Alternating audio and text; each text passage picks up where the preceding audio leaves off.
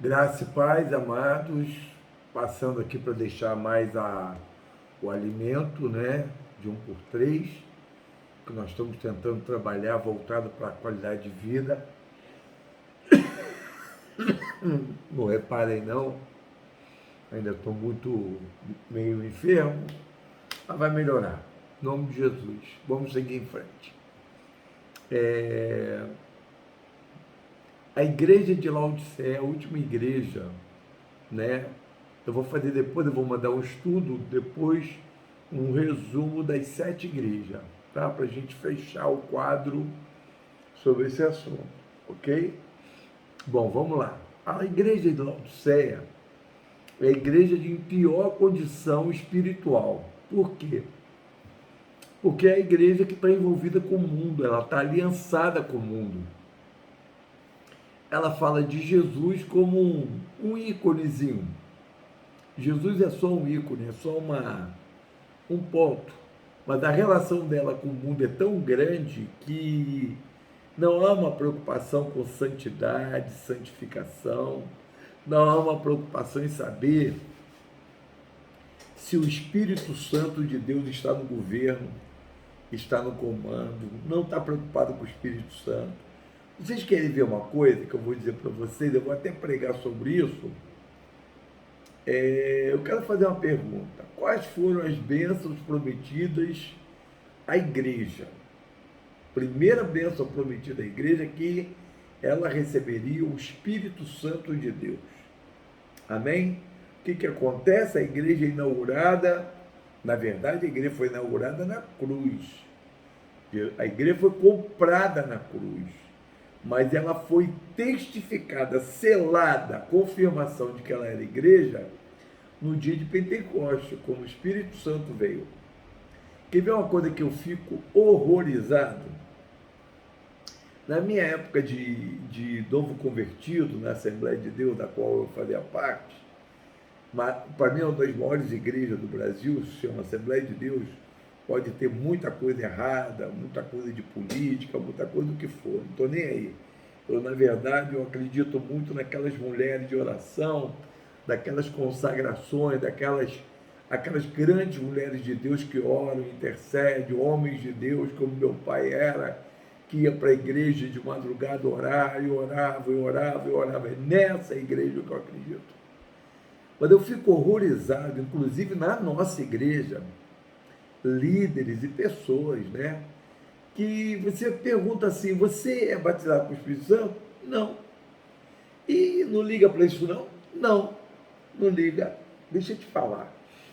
Desculpa aí, tá? Tô meio gripado ainda, tô com muita tosse ainda. Presta bem atenção, querido. A questão aqui não é nada disso, de saúde minha. A questão é a seguinte, pensa nisso. Se você recebeu como dádiva a pessoa do Espírito Santo, e uma dessas questões todas é o falar em línguas como batismo, por que você ignora algo que foi prometido por Jesus e é o que há de mais importante para a igreja? Para pensar. Quer ver uma coisa? Ignora o batismo com o Espírito Santo. Ignora o falar em línguas. Vai ignorando, né? E aí depois dá uma pausa e pergunta, como é que está a relação com o mundo? Fala a linguagem do mundo, pensa como o mundo, não liga para questões de honestidade, decência, ordem, o que for justo, reto, não se importa com a verdade, sabe? Não se importa com a verdade. Ah, não, mas todo mundo faz, todo mundo dá jeitinho, vive querendo dar jeitinho. Deixa eu explicar, Jesus vai voltar, e Jesus está voltando, e ele quer achar uma igreja santa. Igreja santa, ela é santa no modo de pensar, no modo de sentir na alma aqui, ó, as emoções. A igreja é santa porque ela pensa em santidade, ela abomina as coisas do mundo, rejeita o mundanismo, rejeita emoções sujas, sentimentos mundanos, pensamentos mundanos. A igreja do Senhor se importa se ela recebe ou não o batismo com o Espírito Santo. Se não recebeu, vai buscar. Querido, eu lembro disso. Eu fiquei doente da alma. Eu fiquei doente. Eu falava a Deus: se eu não me batizar, então me mata. Eu quero falar em línguas, eu quero isso, eu quero aquilo, eu quero tudo que tem direito, tudo que a Bíblia promete para mim como cristão, eu quero receber. Eu quero que o Espírito Santo fale aqui dentro, eu quero que o Espírito Santo me use profecia, eu quero que o Espírito Santo governe minha vida, eu quero que o Espírito Santo governe minha mente, eu quero que o Espírito Santo governe tudo a minha vida, tudo em mim seja governado pelo Espírito Santo. Não existe cristianismo se não for através dessa forma de pensar. Você entende? Não existe cristianismo sem Espírito Santo, sem o governo dele. Sabe, o Espírito Santo ele vai trabalhar, na minha vestimenta, ele vai trabalhar na minha alma, no que eu penso, no que eu falo, no que eu julgo, no que eu sinto. Você entende? Você tem o Espírito Santo. E se você não tem, deveria se tocar, porque eu estou aqui te dando esse toque. O que está vendo com você? A tua mente está voltada para o mundo? Você é do tipo daquele que aceita o que o mundo propõe? Você é daquele tipo que concorda com as coisas dessa vida normais? Tudo é normal, prostituição, você olhar coisas pornográficas, né, em vídeos, YouTube, pornografia, hein? Você não pensa em santidade?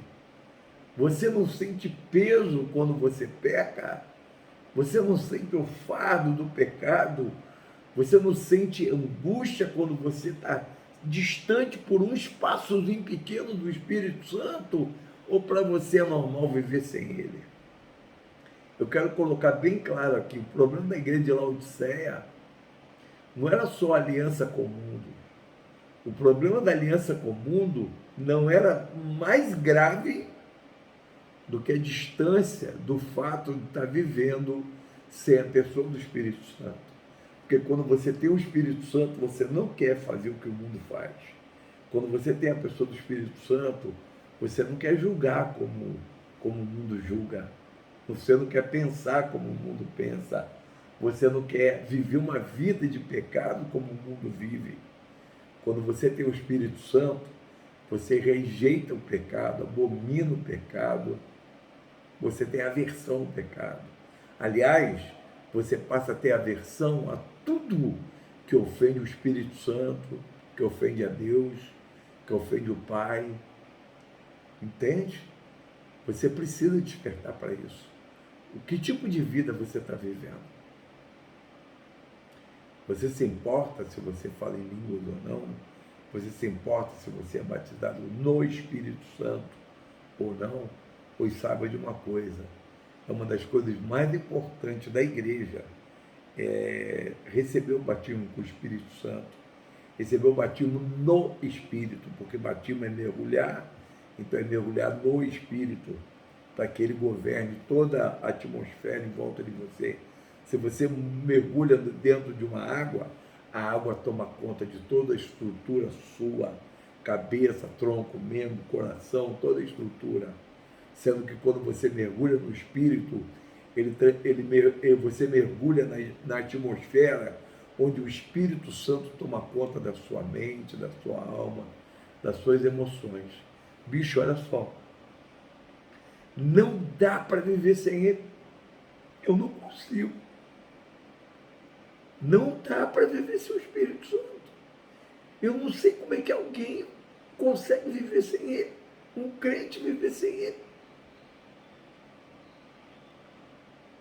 Em nome de Jesus. Em nome de Jesus. Acorda, igreja. Acorda, irmão. Você não é batizado com o Espírito Santo, não está buscando. Você é louco. Você é louco, está sendo louco. Busque o Espírito Santo. Queira o Espírito Santo. Pois é Ele que vai te livrar das trevas dentro de você, da sua alma, da sua mente, do seu ser. E aí Ele vai te colocar teus pés na rocha e vai te conduzir pelo caminho da justiça, do juízo, da verdade, da honestidade, da decência, da ordem, de tudo certo. O problema da igreja da Laodiceia não foi só aliança com o mundo, foi o pior, foi rejeitar o Espírito Santo. Que Deus te abençoe, amada igreja. Orem por mim, pela minha saúde e pela minha esposa. Deus abençoe.